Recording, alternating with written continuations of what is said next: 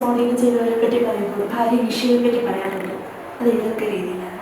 തീർച്ചയായും നിഷ എൻ്റെ ജീവിതത്തിൽ എത്തുന്നത് ഞങ്ങളുടെ ഔദ്യോഗിക കല്യാണം 1997 ഏപ്രിൽ 19 ഈ ഏപ്രിൽ 19 തന്നെയാണ് തോമസ് കല്ലാടിയുടെ ജന്മദിനം എന്നുള്ളത് ഒരു കോയിൻസിഡൻസ്. ഇനി നിഷ എൻ്റെ ജീവിതത്തിലേക്ക് കടന്നു വന്നതാണ് ജീവിതത്തിലെ എല്ലാ മാറ്റങ്ങൾക്കും കാരണം എന്നുള്ളത് എനിക്ക് അടിയുറപ്പിച്ച് പറയാൻ സാധ്യമാകും. കാരണം പേഴ്സണലായിട്ടുള്ള ധാരാളം കറക്ഷനുകൾ നിഷ എന്നോട് പറഞ്ഞു തരുമായിരുന്നു. കൂടാതെ അത് പേഴ്സണൽ ലൈഫിൽ ഏറെ സ്വാധീനിക്കുക മാത്രമല്ല, സന്തോഷങ്ങളൊക്കെ ഉണ്ടായപ്പോൾ ആ സന്തോഷങ്ങൾക്ക് നിഷ കൂടെ നിന്നു. എന്നോടൊപ്പം തന്നെ ജീവിതത്തിൽ വളരെ പ്രതിസന്ധി നിറഞ്ഞ ജീവിതമുണ്ടായിരുന്നു. ഒരുപക്ഷെ ജീവിതം ഇനി മുന്നോട്ട് പോകുമോ ഇല്ലയോ എന്ന് പോലും ജീവിതത്തിൽ സംഭവിച്ചു പോയിട്ടുള്ള കാലഘട്ടം ഉണ്ടായിരുന്നു. ആ കാലഘട്ടത്തിൽ നിഷയുടെ ഒരു സ്വാധീനം വളരെ വളരെ വലുതാണ്. വലിയ വിഷയങ്ങളൊക്കെ ഉണ്ടാകുമ്പോഴും ഇതൊക്കെ ചെറിയ വിഷയമാണ്, ഇത് നമുക്ക് സോൾവ് ചെയ്യാൻ പറ്റുന്ന കാര്യമേ ഉള്ളൂ, നമുക്ക് ദൈവാശ്രയ ബോധത്തോടെ മുന്നോട്ട് പോയാൽ ജീവിതത്തിൽ നേട്ടം ഉണ്ടാകുമെന്ന് കൂടെ നിന്ന് നടത്തിയ ഒരു സപ്പോർട്ട് പേഴ്സണൽ ലൈഫിൽ ഒരു വൻ വിജയമായി മാറുന്നതിന് നിഷയോട് എത്ര ജീവിതം മുഴുവൻ കടപ്പെട്ടിരിക്കുന്ന മറ്റൊരു വ്യക്തി എന്ന് വേണമെങ്കിൽ പറയേണ്ടതുണ്ട്. സാർ എന്തുകൊണ്ടാണ് ടീം വർക്കിനെ കുറിച്ച് കൂടുതൽ വാചാലനാകുന്നത്? വളരെ അർത്ഥവത്തായ ഒരു ചോദ്യമാണ് എന്നോട്. ഒരുപക്ഷെ ഞങ്ങൾ 8 പേരുള്ള ഒരു വീട്ടിൽ 8ാമത്തെ ആളായി ജനിച്ചതുകൊണ്ടാകാം പിന്നീടുള്ള എൻ്റെ ലൈഫ് മുഴുവൻ ആളുകളെ ചേർത്ത് പിടിച്ച് മുന്നോട്ട് പോയ ഒരു ചിന്താഗതിയായിരുന്നു എൻ്റെ. കൂട്ടായി മാത്രമേ വിജയം കൈവരിക്കാൻ സാധിക്കുന്നുള്ളൂ എന്ന് ചിന്തിച്ചു.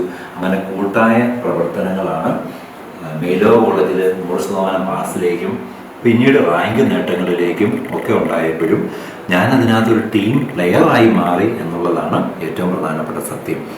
കാഞ്ഞിരപ്പള്ളി സെൻറ് ആനീസി വന്നപ്പോൾ അതിൻ്റെ പ്രവർത്തനങ്ങളിൽ മുഴുവൻ ടീം വർക്കിൻ്റെ വിജയം, നല്ല പ്രവർത്തന മികവുള്ള ഒരു കൂട്ടം ആളുകളുടെ കൂട്ടത്തിൽ നിന്നുകൊണ്ട് വ്യത്യസ്തമായ അഭിപ്രായങ്ങൾ പറഞ്ഞ് മുന്നേറാൻ സാധിച്ചു. അതാണ് ടീം വർക്ക് വഴി അസാധാരണമായ വിജയം കൈവരിക്കാൻ സാധിക്കുമെന്ന് ഞാൻ പൂർണ്ണമായും വിശ്വസിക്കുന്നതുകൊണ്ടാണ്. ദൈവാനുഗ്രഹവും ടീം വർക്കും ഉണ്ടെങ്കിൽ വിജയിക്കാൻ സാധിക്കും എന്നുള്ളത് ഞാൻ അടിവരയിട്ട് പറയാൻ ആഗ്രഹിക്കുന്നു. അത് എൻ്റെ ജീവിതത്തിൽ എനിക്ക് ഉറപ്പുണ്ട്. നല്ലൊരു പറ്റം ആളുകളെ എപ്പോഴും ദൈവം എൻ്റെ കൂട്ടത്തിൽ തന്നു. അതാണ് ടീം വർക്കിനെ പറ്റി എപ്പോഴും ഞാനിതുപോലെ വാചാലനാകുന്നത്. 100% വിജയത്തിലേക്കും റാങ്ക് നേടുന്നതിലേക്കും നയിക്കാനായത് എങ്ങനെയാണ്? വളരെ സന്തോഷകരമായ ഒരു ചോദ്യമാണ്. 100% വിജയത്തിലേക്ക് കുട്ടികളെ നയിക്കണം എന്ന് ഞാൻ തീരുമാനിച്ചുറപ്പിച്ച കാര്യമൊന്നുമില്ല. ഫസ്റ്റ് ഇയറും റിസൾട്ട് വന്നപ്പോൾ തന്നെ ആ ആദ്യമായി കുട്ടികൾ എല്ലാ സബ്ജക്റ്റിലും പാസ്സായതായി കണ്ടു. ഇത് നമുക്ക് ഒത്തുപിടിച്ചാൽ നമുക്കൊരു 100% വിജയത്തിലേക്ക് നയിക്കാൻ പറ്റും എന്ന് ഞാൻ പൂർണ്ണമായും വിശ്വസിച്ചു. അങ്ങനെ നമ്മുടെ സഹപ്രവർത്തകർ, അപ്പോൾ ഒരു യങ് ടീമാണ് നമ്മുടെ കൂടുതലൊപ്പം വരുന്നത്. സീനിയേഴ്സൊക്കെ റിട്ടയർ ചെയ്ത് തുടങ്ങി. അപ്പോൾ യങ് ടീമുകളാണ് വന്നത്. 2 കുട്ടികളെ കണ്ടെത്തിയവർ ഞാൻ പഠിപ്പിച്ചവർ തന്നെയാണ്. അപ്പോൾ അവരോട് ഇത് പറഞ്ഞപ്പോൾ അവർ പറഞ്ഞു നമുക്ക് ശ്രമിക്കാം എന്ന് പറഞ്ഞു. അങ്ങനെ നമ്മൾ കുട്ടികളെ ഒന്ന് ക്ലാസിഫൈ ചെയ്തു. അതായത് ആദ്യത്തെ നല്ല വിജയം തരാൻ സാധ്യതയുള്ള 10 കുട്ടികൾ അവരെ ക്ലാസിഫൈ ചെയ്തിട്ട് അവർക്ക് ഇൻറ്റൻസീവായിട്ടുള്ളൊരു ട്രീറ്റ്മെൻറ്റ് നമ്മൾ നടത്തി. അപ്പോൾ എനിക്ക് ഏറ്റവും വലിയ ഈ 100% പാസ് നേടിയ വാച്ചിനെ പറ്റി ഞാൻ പറഞ്ഞല്ലോ, ഞാൻ അതിൽ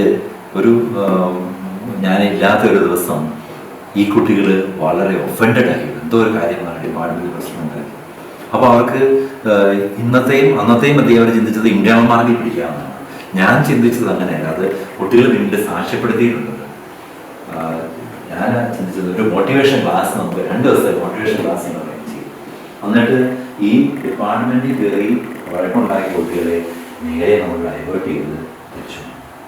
ആ ഒരു തിരിച്ചു വരവ് കുട്ടികളിൽ ഭയങ്കര സ്വാധീനമായി.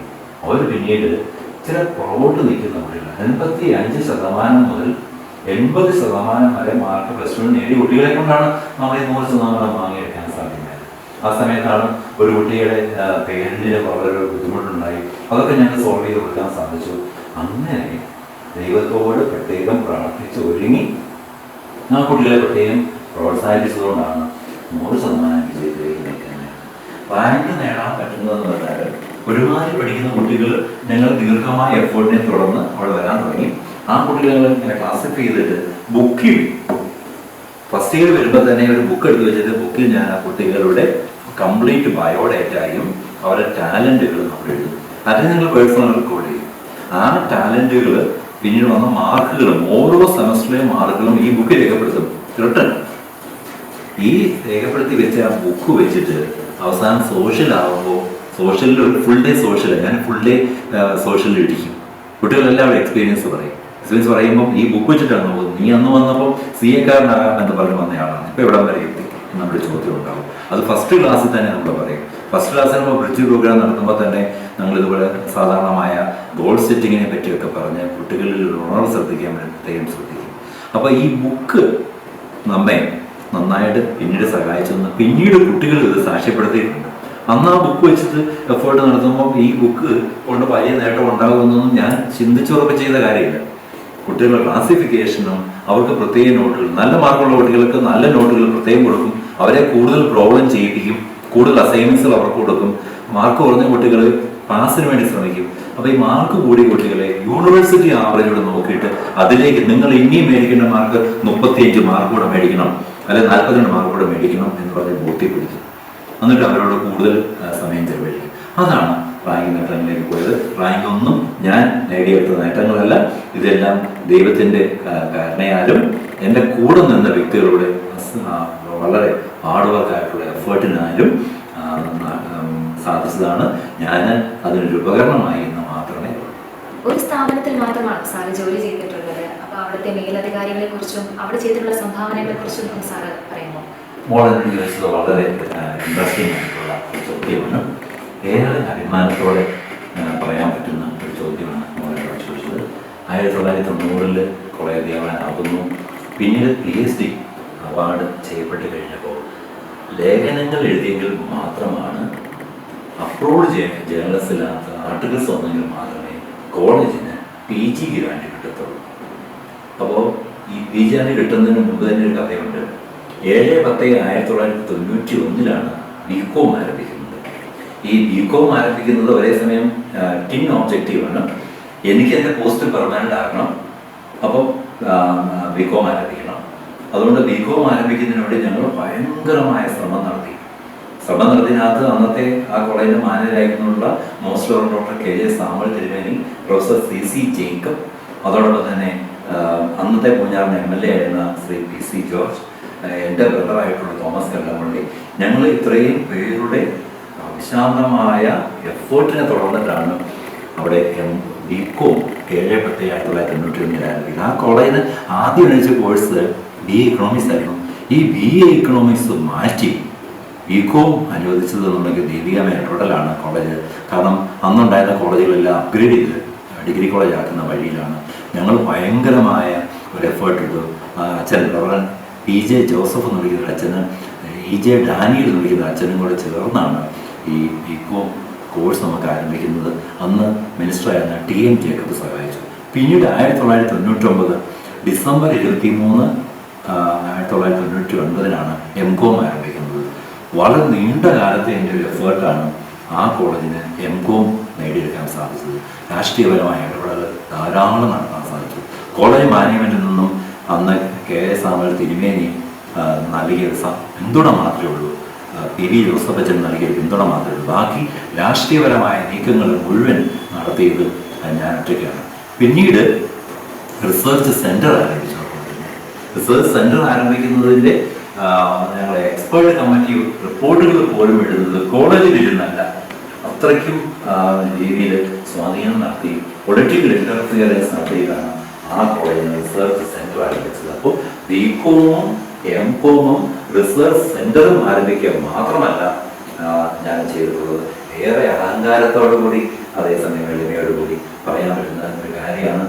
എൻ്റെ പബ്ലിക്കേഷൻസ് വെച്ചിട്ടാണ് ആ കോളേജിന് PG ഗ്രാൻഡ് 3 ടീമിൽ നേടിയെടുക്കാൻ സാധിച്ചിട്ടുള്ളത്. റിസർച്ച് സെൻറ്റർ വന്നതുകൊണ്ടും റാങ്കുകൾ വന്നതുകൊണ്ടാണ് ആ കോളേജിലേക്ക് നല്ല കുട്ടികൾ പഠനത്തിന് എത്താൻ സാധിച്ചത്. അവിടെ BCom ആരംഭിച്ചതുകൊണ്ടാണ് ഏകദേശം 240 പേര് ഓപ്പറേറ്റീവ് ഡിപ്പാർട്ട്മെൻറ്റിൽ ബാങ്കുകളിൽ ജോലി ചെയ്യുന്നത്. 55ഓളം പേര് നാഷണലൈസ് ബാങ്കുകളിൽ KSFE അധ്യാപകർ 54 പ്ലസ് 2 ടീച്ചേഴ്സ് ഇതൊക്കെ നേടിയെടുക്കാൻ സാധിച്ചത് അവിടെ BCom-ഉം MCom-ഉം ആരംഭിച്ചതുകൊണ്ടാണ്. ഇന്ന് ഒരു പഞ്ചായത്തിൽ വർക്ക് ചെയ്യുന്ന അദ്ദേഹമാണ് ആദ്യത്തെ അവിടുത്തെ എൻ്റെ PhD ചെയ്തിട്ടുള്ള സാധാരണക്കാരൻ്റെ വ്യക്തി, ബിജുമോൻ വിളിക്കുന്ന സാധാരണ വ്യക്തി. അദ്ദേഹത്തിനും റിസർച്ച് പൂർത്തീകരിക്കാനായത് അവിടെ റിസർച്ച് സെൻറ്റർ ഉണ്ടായിരുന്നത് കൊണ്ടാണ്. ആ കോളേജിന് ഒരു അധ്യാപകരും നൽകാത്ത രീതിയിലുള്ള സംഭാവന ചിരകാലത്തേക്കുള്ള വർഷങ്ങൾ കടന്നു പോയാലും സാധിക്കുന്ന രീതിയിലേക്കുള്ള ഒരു സംഭാവന തീർച്ചയായും നൽകാൻ സാധിച്ചു. ഈ അവസരത്തിൽ എനിക്ക് അവിടുത്തെയുള്ള ഒരു വ്യാപാരി സോമൻ എന്ന് വിളിക്കുന്ന, ഞങ്ങളുടെ സ്നേഹത്തോടെ വിളിക്കുന്ന സോമൻ ചേട്ടനെ ഓർമ്മ വയ്ക്കാറുണ്ട്. ഈ BCom തുടങ്ങുന്നതിന് വേണ്ടിയിട്ട് പകൽ രാത്രി മുഴുവൻ ഞങ്ങൾ സിൻഡിക്കേറ്റ് മെമ്പർമാരെ കാണാൻ വേണ്ടി നടന്നുകൊണ്ടിരിക്കുകയാണ്. അങ്ങനെ ഈരാറ്റുപേട്ടയിൽ നിന്ന് കാറ് വിളിച്ചാണ് പോയിട്ടുള്ളത്. നേരം വെളുത്തപ്പോഴാണ് ഓട്ടം പൂർത്തീകരിച്ചത്. അപ്പോൾ കാറ് കൂലി കൊടുക്കാൻ പൈസയില്ല. അപ്പോൾ കാറ് കൂലി കൊടുക്കാൻ വേണ്ടി പൈസ രാവിലെ തന്ന് സഹായിച്ചത് ഈ സോമൻ ചേട്ടനാണ്. ഞാനത് പിന്നീട് അദ്ദേഹത്തെ അവിടെ ആദരിച്ചു. 2016 ഞങ്ങൾ അദ്ദേഹത്തെ കുറേ വിളിച്ച് ആദരിച്ചു. കാരണം അദ്ദേഹമാണ് നിന്ന് രാത്രിക്ക് കടന്നുള്ള പൈസയാണ് പിന്നെ ഞാൻ കൊടുത്തു. അദ്ദേഹത്തിനും ആ കോളേജിൽ ഒരു കോഴ്സ് തുടങ്ങുന്നതിനൊരു സ്വാധീനമുണ്ടായിരുന്നു. പിന്നീട് സമയം ഇതുപോലെ പൈസ തീർന്നു പോയപ്പോൾ വെളുപ്പിനെ വന്നിട്ട് എൻ്റെ ബ്രദറിനെ വിളിച്ചേച്ച്, ശ്രീ ജോസ് കല്ലമ്പള്ളി എന്ന് വിളിക്കുന്ന ബ്രദറിനെ വിളിച്ചേൽപ്പിച്ചിട്ടാണ് പൈസ കൊടുത്തത്. അപ്പോൾ പൈസ മുടക്കിയും നമുക്ക് ആ കോളേജിൻ്റെ ഉന്നമനത്തിന് വേണ്ടി ശ്രമിച്ചു എന്നതിൽ മാത്രമല്ല, എനിക്ക് വളരെ സത്യസന്ധമായിട്ട് പറയാൻ സാധിക്കും, ഞാൻ അവിടെ നിന്ന് മേടിച്ച സാലറിയുടെ 30% ആ സമൂഹത്തിൻ്റെ കുട്ടികളുടെയും മറ്റാളുകളുടെയും ഉന്നമനത്തിന് വേണ്ടി ചെലവഴിച്ചിട്ടുണ്ട്. അതുകൊണ്ട് പിൽക്കാലത്ത് ജീവിതത്തിൽ പ്രതിസന്ധികളൊക്കെ ഉണ്ടായ സമയത്ത് ഇതെല്ലാം എനിക്ക് 1000 മടങ്ങ് തിരികെ ലഭിച്ചിട്ടുണ്ട്. വിദ്യാർത്ഥികളുടെ പിന്തുണ, സഹായം ലഭിക്കാൻ പ്രതീക്ഷിക്കാത്ത മേഖലയിൽ നിന്ന് സഹായം, ഇതൊക്കെ അങ്ങനെ ഭയങ്കരമായി 1000 മടങ്ങ് ഈ ചെയ്ത പ്രവർത്തികൾക്ക് എൻ്റെ ജീവിതത്തിൽ ഓൾറെഡി ലഭിച്ചു കഴിഞ്ഞു എന്ന് എനിക്ക് പറയാൻ സാധിക്കും. അങ്ങനെ ദൈവം അന്ന് ചെയ്ത ആ സേവനങ്ങൾക്കെല്ലാം ആപത്ത് കാലഘട്ടങ്ങളെ സഹായിക്കാൻ ധാരാളം മനുഷ്യരെ, ധാരാളം വിദ്യാർത്ഥികളെ എനിക്ക് സ്വന്തമാക്കാൻ സാധിച്ചു. സാറിൻ്റെ കൂടെ ചേർന്ന് നിൽക്കുന്നവരെ പരമാവധി പ്രോത്സാഹിപ്പിക്കാൻ ശ്രമിക്കാറുണ്ട്. പക്ഷേ അതിൽ പലരും പിന്നീട് ശത്രുക്കളായി മാറുന്നു എന്നൊരു പ്രചരണം നമ്മൾ കേട്ടിട്ടുണ്ട്.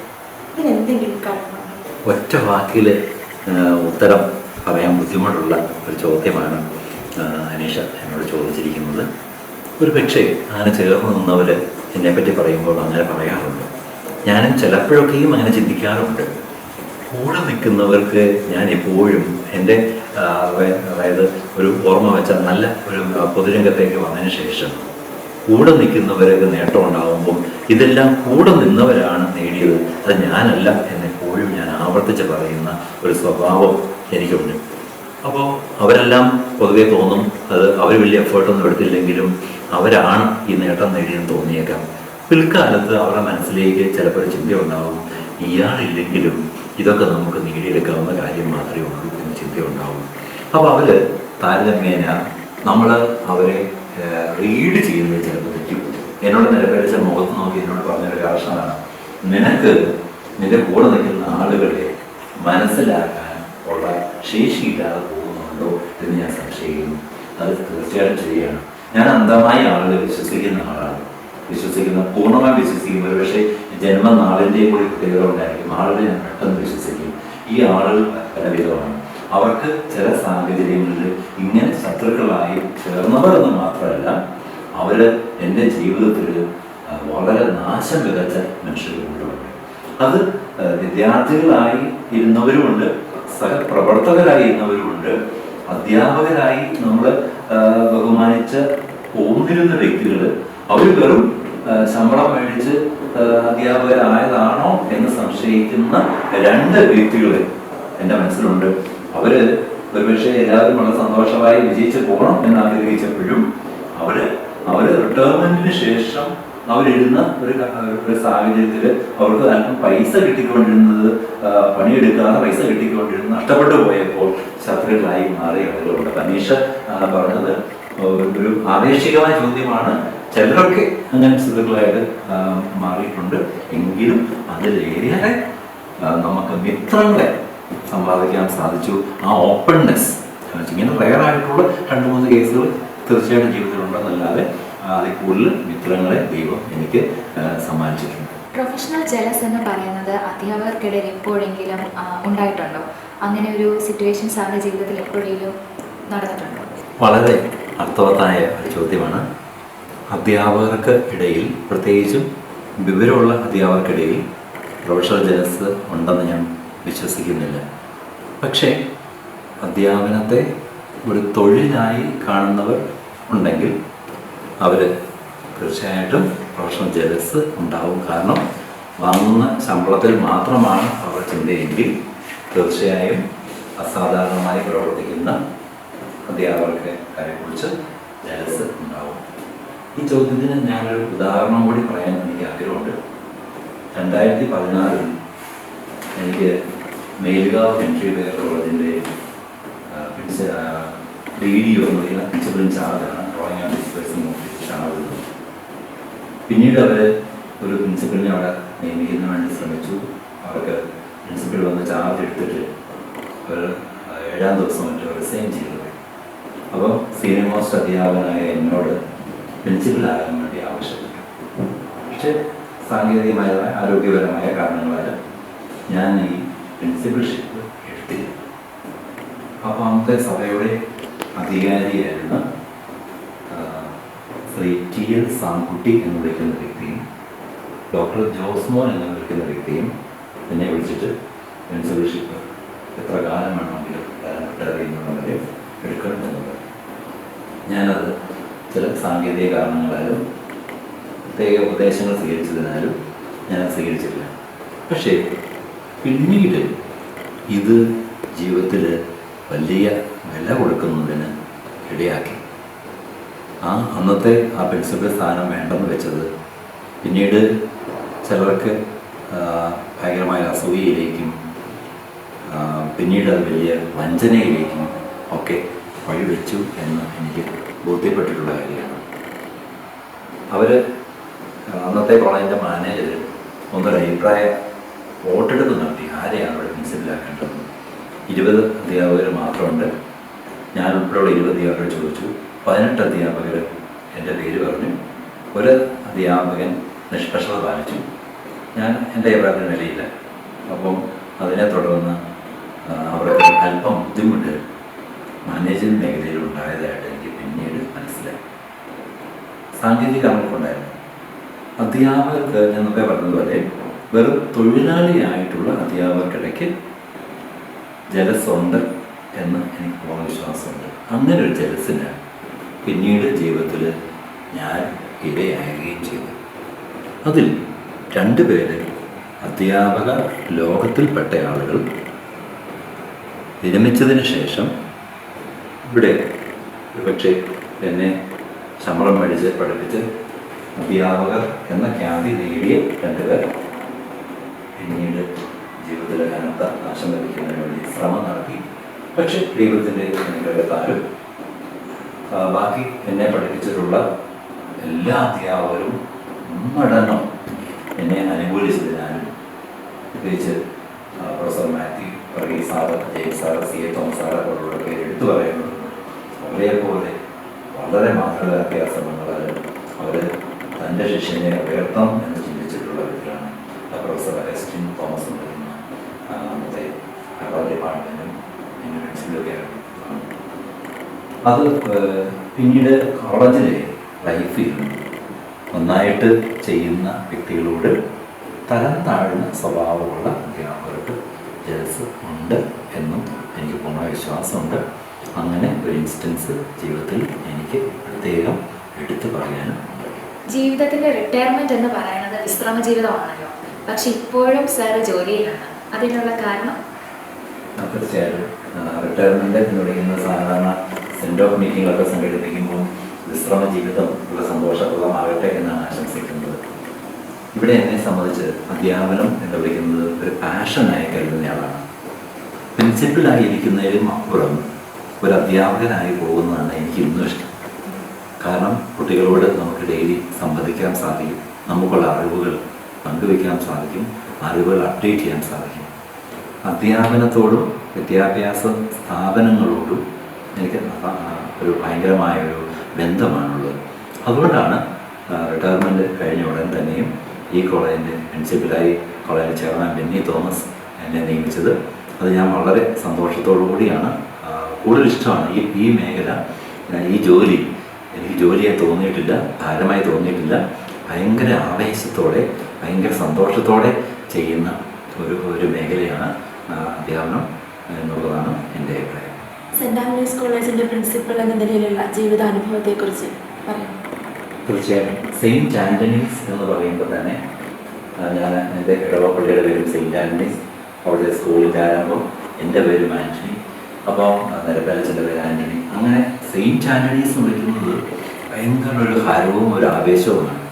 ഈ സെയിൻറ്റ് ആൻ്റണീസ് കോളേജ് തിരുവനന്തപുരത്തെ പറ്റി പറയുമ്പോൾ 2013 ഈ കോളേജ് തുടങ്ങുന്നതിന് വേണ്ടിയുള്ള ഒരു ചിന്ത നിരപ്പേലച്ചനും ഞാനും കൂടി ഇടുമ്പോൾ നമുക്കും ഒരു സെൽഫ് ഫിനാൻസിങ് കോളേജ് വേണം എന്ന ചിന്തയായിരുന്നു നമുക്കേത്.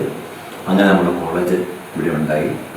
ഈ കോളേജ് ഒരു വലിയ ദൈവാനുഗ്രഹത്തിൻ്റെയും ഒരു ടീം വർക്കിൻ്റെയും സ്ഥാപനമാണ്.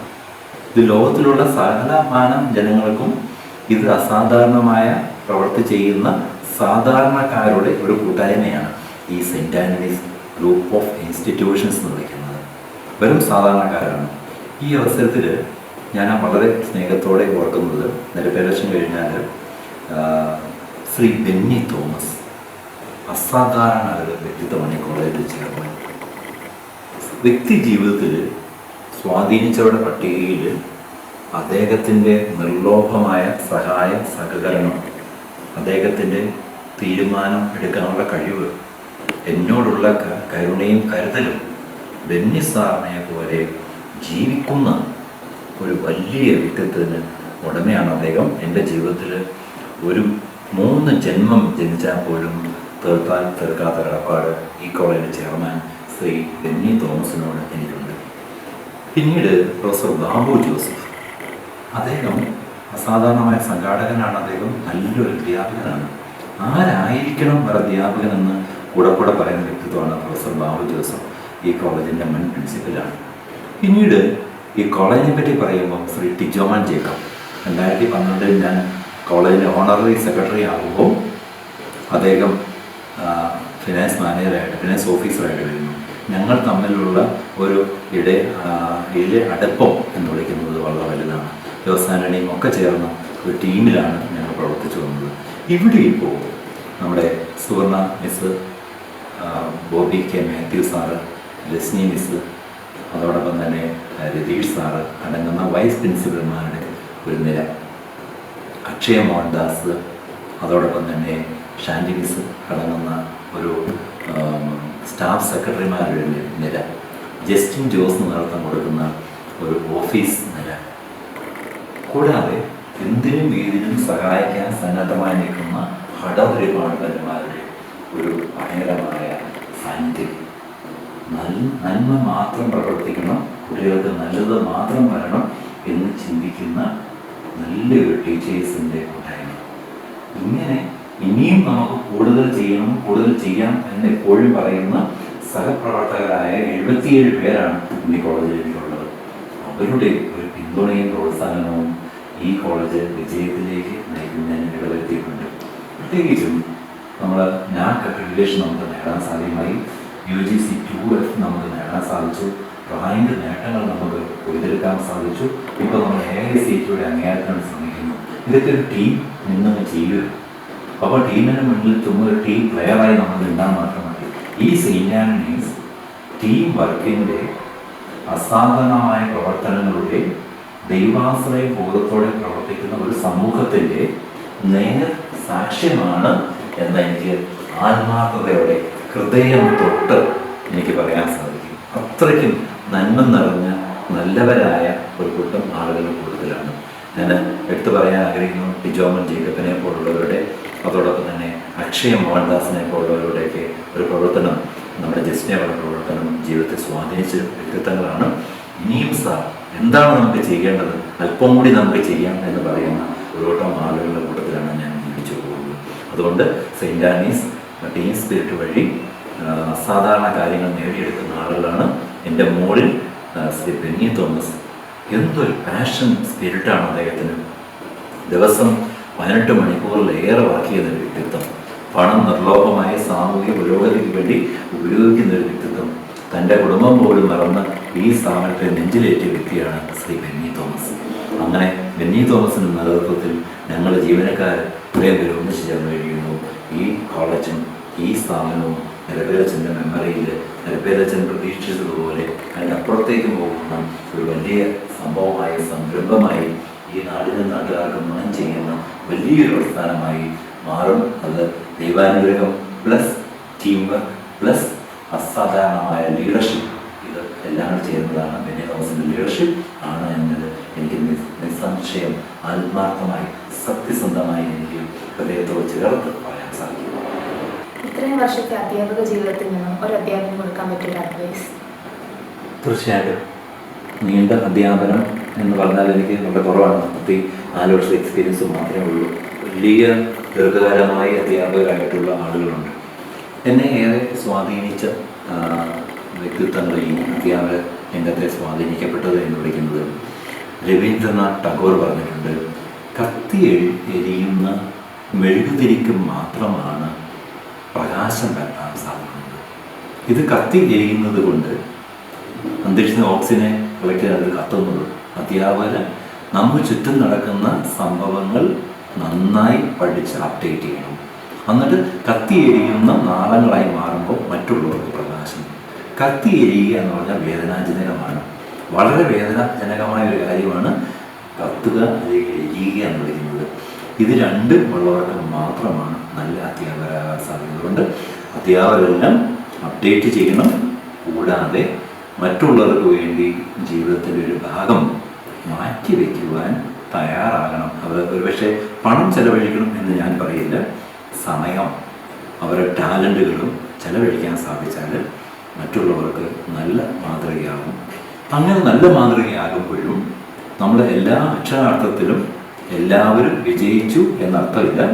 എല്ലാ വിദ്യാർത്ഥികളുടെയും പൂർണ്ണമായും പ്രീതിക്ക് നമ്മൾ പാത്രമായി എന്നും അർത്ഥമില്ല. അത് അപ്രാപ്യമായൊരു കാര്യമാണ്. അതിലൊക്കെ ഉപരി ദൈവം തൊടുന്നവർക്ക് മാത്രമാണ് നല്ല അധ്യാപകരാകാൻ സാധിക്കുന്നത്. കാരണം അധ്യാപനം എന്ന് വിളിക്കുന്നത് ഒരു പൂജയായി, ഒരു ആരാധനയായി, ഒരു ഹോമമായി, ഒരു അർപ്പണമായി, ഒരു ബലിയായി ഞാൻ കാണുന്നുണ്ട്. കാരണം ഓരോ ബലിക്ക് ശേഷവും ഓരോ അവർ ക്ലാസ്സിന് ശേഷവും അധ്യാപകർ ഭയങ്കരമായി നല്ല അധ്യാപകരെല്ലാം നല്ല വേർത്ത് കുറിച്ചാണ് വരുന്നത്. അത്രയ്ക്കും അവരതിനെ കാണുന്നതുകൊണ്ടാണ്. അങ്ങനെ ആത്മസമർപ്പണത്തിൻ്റെ ദിനചര്യകൾ നേടിയെടുത്തവർക്ക് മാത്രമാണ് അധ്യാപകരായി മാറാൻ സാധിക്കുന്നത്. അതിലേക്കുള്ള ഓരോ ദിവസവും അതിലേക്കുള്ള ഒരു പ്രയാണം മാത്രമാണ്. അല്ലാതെ സമ്പൂർണമായ അധ്യാപകർ മനുഷ്യ ജന്മങ്ങളിൽ കാണാൻ വിരളമാണ്. ദൈവങ്ങളിലേക്ക് കാണാൻ സാധിക്കും. ലോർഡ് ജീസസും ഭഗവാൻ ശ്രീകൃഷ്ണനും ശ്രീരാമ ഭഗവാനും ഒക്കെ വേണമെങ്കിൽ നമുക്ക് അധ്യാപകരായി നമുക്ക് കാണാൻ സാധ്യമാകും. ചാണക്യൻ നമുക്ക് നല്ല അധ്യാപകരായിട്ട് കാണാം. അബ്ദുൽ കലാം, ഡോക്ടർ അംബേദ്കർ, അങ്ങനെയൊക്കെ നമുക്ക് കാണാൻ സാധ്യമാകുമെങ്കിലും പൂർണ്ണതയിലേക്ക് എത്തുന്നതിന് ദൈവം കനിഞ്ഞ അനുഗ്രഹിച്ചതിന് മാത്രമേ അധ്യാപകനാകാൻ സാധിക്കുന്നുള്ളൂ. ദൈവം മാത്രമാണ് പൂർണ്ണത നിറഞ്ഞ അധ്യാപകൻ എന്നാണ് എൻ്റെ അഭിപ്രായവും എൻ്റെ മതവും. സർ, 34 വർഷത്തെ അധ്യാപന ജീവിതത്തെക്കുറിച്ച് വിശദീകരിച്ചപ്പോൾ ഉയർന്ന സ്ഥാനമാനങ്ങൾ അലങ്കരിക്കുന്ന ശിഷ്യരുമുണ്ടെന്നും അത് അവാർഡ് ചടങ്ങിൽ 101 വിദ്യാർത്ഥികളുടെ ഒരു വീഡിയോ ഞങ്ങൾക്ക് കാണാൻ സാധിച്ചു. പുതിയ തലമുറ വിദ്യാർത്ഥിനി എന്ന നിലയിൽ സാറിൻ്റെ ശ്രമങ്ങൾക്ക് എല്ലാ വിജയാശംസകളും നേരുന്നു. സെന്റ് ആന്റണീസ് കോളേജ് പ്രിൻസിപ്പൽ, തികഞ്ഞ വാഗ്മി, എഴുത്തുകാരൻ, ചിന്തകൻ, അധ്യാപകൻ, ഓരോ വിദ്യാർത്ഥികൾക്കും അധ്യാപകരുടെ role model doctor Antony Joseph Kallampally. സാറിൻ്റെ വിലപ്പെട്ട സമയം ഞങ്ങൾക്ക് വേണ്ടി ചിലവഴിച്ചതിന് ഒരുപാട് നന്ദി. Thank you sir. Thank you. ഞാനും അങ്ങേറ്റം നന്ദി രേഖപ്പെടുത്തുന്നു. ഏറ്റവും പ്രശസ്ത യൂട്യൂബറും സെയിൻറ്റ് ആനീസ് കോളേജിൻ്റെ അധ്യാപികയുമായിട്ടുള്ള ഷാനിസ്, എൻ്റെ പ്രിയപ്പെട്ട 2 M.Com വിദ്യാർത്ഥിനികൾ, അവർ 1-2 തലമുറകൾ തമ്മിലുള്ള ബന്ധം 3 തലമുറകളുടെ ബന്ധമാണ് കാണാൻ സാധിച്ചത്.